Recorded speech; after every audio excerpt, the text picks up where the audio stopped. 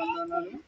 అలాగే రాజేష్ గారిని బట్టి దైవ సేవకులు, ఈ గ్రామంలో సేవ చేస్తున్న దైవ సేవకులు, ఆత్మీయ తండ్రి, మరి గ్రామానికి మాకు రావడానికి శోభన్ బాబాయ్ గారు, అయ్యగారు కలిపి, రాజేష్ అయ్య గారు కలిపి మేము ఆలోచన చేసి మీ గ్రామానికి రావాలని మాకు దేవుడు ఇచ్చిన తలం.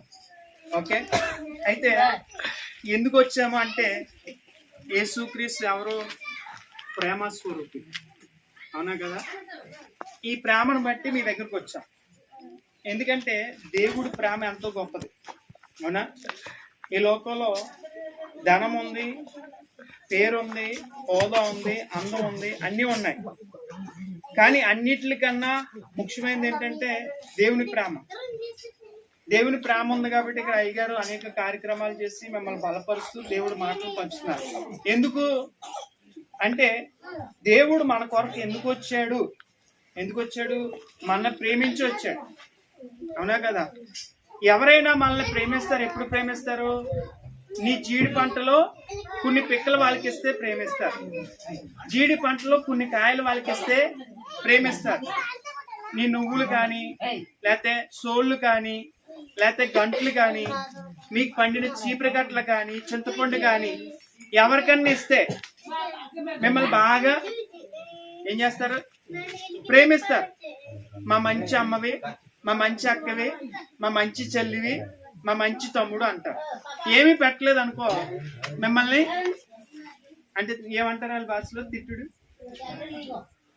దూషిస్తారు, అవునా? అంటే తిట్టడం, ఏదో ఒక దుర్భాష మాట్లాడతారు. ఎందుకు? పెట్టలేదు కనుక. కానీ దేవుడు మనల్ని ఇవన్నీ కోరుకోలేదు. దేవుడు నీ పంటను కోరుకోలేదు, నీ డబ్బును కోరుకోలేదు, అవునా? నీకున్నదాన్ని దేన్ని కోరుకోకుండా నిన్ను మట్టుగా చూశాడు ఆయన. నిన్ను మట్టుగా చూశాడు. ఎందుకంటే ఆయన రూపాన్ని మనకి ఇచ్చారు, ఆయన పోలిక మనకి ఇచ్చారు, ఆయన అందాన్ని మనకి ఇచ్చారు. ఆ పోలికలో మనకి ఏం వేశారంటే జీవం పోశారు. ఏం చేశారు?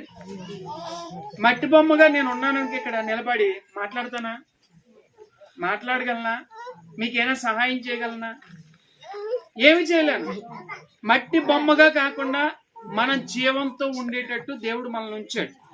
ఆ జీవంతో ఉన్న మనము ఎవరికి దూరం అయిపోయాం? ఈ ప్రేమ స్వరూపికి దూరం అయిపోయాం. ఎందుకు?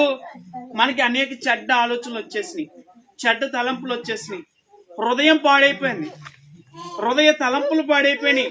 పాపం చేయడం మొదలెట్టాం, దేవునికి వ్యతిరేకమైన జీవితాన్ని జీవించడానికి ఇష్టపడ్డాం.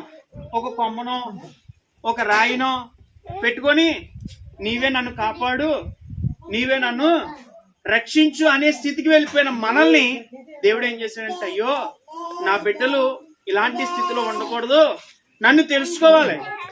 ఏంటి? ఎవరిని తెలుసుకోవాలి? దేవుని తెలుసుకోవాలి. ఆ ప్రభు ఎవరో తెలుసుకోవాలని ఈ లోకానికి నీ యొక్క రూపంలోకి వచ్చేసారు. ఎవరికి? నువ్వు ఎలాగున్నావో నేను ఎలాగున్నామో అదే పోలికి భూమి మీదకి ఆయన ధరించి లోకానికి వచ్చి నిన్ను ఏం చేశారంటే, ఇక్కడి నుంచి నిన్ను ప్రేమించి నిన్ను విమోచించాలని ఆయన ఆలోచన చేశారు. ఎలాగా? పాపులను విమోచించాలి అంటే విడిపించాలి. చూడండి, ఎవరో కొండల్లోకి వెళ్ళారనుకో, ఏ ఎలుగుబంటు బారినో పడ్డాడు అనుకో, మన వాళ్ళందరూ వెళ్ళి ఏం చేస్తారు? విడిపిస్తారు, అవునా? మన అబ్బాయి అక్కడ ఉన్నాడు, లేకపోతే అమ్మాయి అక్కడ ఉన్నాడు, బాబు అక్కడ ఉన్నాడు అని మన వాళ్ళందరూ వెళ్ళి ఆ ఎలుగుబంటు బారి నుంచి ఎలాగైతే విడిపించి రక్షిస్తారో, పాపంలో ఉన్న మనల్ని ఈ ప్రభు ఏం చేశారంటే విడిపించడానికి వచ్చారు. అర్థమైందా? విడిపించి నిన్ను ఈ లోకంలో పాపంలో శాపంలో ఉన్న నిన్ను ప్రేమించి తను ఏం చేశారంటే నీ కొరకు. చూడండి, పూర్వకాలం గొర్రె, మేక, కోడి రక్తం చిందించి దానికి పాపాలను పోగొట్టుకునే విధానం చేసేవారు. వాటి వల్ల ఉపయోగం లేదు కనుక ఈ ప్రభు రక్తాన్ని కార్చారు నీ కొరకు. కార్చి నిన్ను పరిశుద్ధునిగా, పాపం లేనివాడిగా, నీతిమంతుడిగా చేసి తన మార్గంలోకి రావాలని ఆయన ఇష్టపడ్డాడు. ఏ మార్గం? ఆ మార్గం పాప మార్గంలో నుంచి ఎక్కడికి వెళ్ళాలి? మనం ఎక్కడికి వెళ్ళాలి? పరలోకానికి వెళ్ళాలి. ఈ భూమి మీద ఎంతకాలం ఉంటాం? మన పితరులు ఉన్నారా? నాన్న ఉన్నారా? అమ్మ ఉన్నారా? బాగా పూర్వీకులు ఇక్కడ ఉన్నారా? ఎవరన్నా ఉన్నారా? మా పూర్వీకులు ఎంతో మంచివారని మనం చెప్పుకుంటాం, ఎంతో జ్ఞానవంతులని చెప్పుకుంటాం, బలవంతులని చెప్పుకుంటాం, ఐశ్వర్యవంతులని చెప్పుకుంటాం. ఉన్నారా? వాళ్ళు ఎక్కడికి వెళ్ళారో తెలియదు మనకి, కానీ వాళ్ళు ఏ మార్గాన్ని వెళ్ళారో తెలియదు. కానీ మనము పాప మార్గాన్ని విడిపెట్టి ఏమండి నీతి మార్గంలోకి వచ్చి దేవుని పరలోక మార్గంలోకి చేరుకోవాలని ప్రభువు ఈ లోకానికి వచ్చాడు. అర్థమైందండి? ఏ మార్గము? పరలోకపు మార్గం. ఆ పరలోకపు మార్గానికి ఈయనే మార్గం. ఎవరు? యేసు ప్రభువే మార్గం.